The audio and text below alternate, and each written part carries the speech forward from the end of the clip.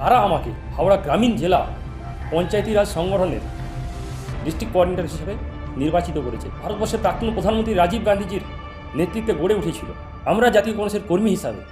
আমাদের কাজ হচ্ছে এই পঞ্চায়েতি রাজ সংগঠনকে বুথে বুথে পৌঁছে দেওয়া, ভারতবর্ষের চরিত্র বদলে দিতে, ভারতবর্ষের মানুষের উন্নয়ন করতে। আগামী দিন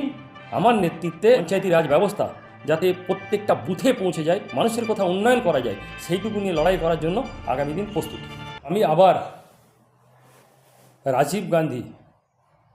পঞ্চায়েতি রাজ সংগঠনে যিনি সর্বভারতী চেয়ারম্যান আছেন, যিনি ভাইস চেয়ারম্যান আছেন, এবং পশ্চিমবঙ্গ প্রদেশ কংগ্রেসের যিনি সভাপতি আছেন, এবং পশ্চিমবঙ্গ প্রদেশ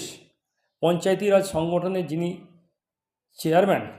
মুস্তাক আলম সাহেব সহ সমস্ত স্তরের নেতৃত্ব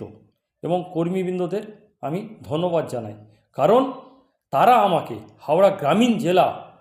পঞ্চায়েতি রাজ সংগঠনের ডিস্ট্রিক্ট কোঅর্ডিনেটর হিসেবে নির্বাচিত করেছে এবং 2 তারিখে আমাকে অ্যাপ্রুভাল দিয়েছে। আমার আগামী দিনের লক্ষ্য হচ্ছে যে পঞ্চায়েতি রাজ ব্যবস্থা ভারতবর্ষের প্রাক্তন প্রধানমন্ত্রী রাজীব গান্ধীজির নেতৃত্বে গড়ে উঠেছিল, সেই আজকে পঞ্চায়েতি রাজ ব্যবস্থার সুফল বলুন, আর বাংলার যারা শাসক গোষ্ঠী আছে যারা পঞ্চায়েতি রাজ ব্যবস্থাকে লুট করছে, পঞ্চায়েতি রাজ ব্যবস্থাকে ধ্বংস করার চেষ্টা করছে, সেটা যেটাই হয়ে থাকুক,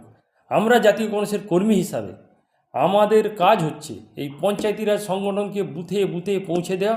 এবং পঞ্চায়েতি রাজ, রাজীব গান্ধী যে স্বপ্ন দেখেছিল যে পঞ্চায়েতি রাজ ব্যবস্থার মাধ্যমে, ত্রিস্তর পঞ্চায়েতি রাজ ব্যবস্থার মাধ্যমে গ্রাম বাংলার কেন ভারতবর্ষের চরিত্র বদলে দিতে, ভারতবর্ষের মানুষের উন্নয়ন করতে আমরা জাতীয় কংগ্রেসের কর্মী আগামী দিন আমার নেতৃত্বে এই হাওড়া গ্রামীণ জেলায় পঞ্চায়েতি রাজ ব্যবস্থা যাতে প্রত্যেকটা বুথে পৌঁছে যায়, যে বুথে আমাদের সংগঠনের লোক থাকে এবং পঞ্চায়েতি ব্যবস্থার কোথা তার ভুল হচ্ছে, মানুষের কথা উন্নয়ন করা যায়, সেইটুকু নিয়ে লড়াই করার জন্য আগামী দিন প্রস্তুত।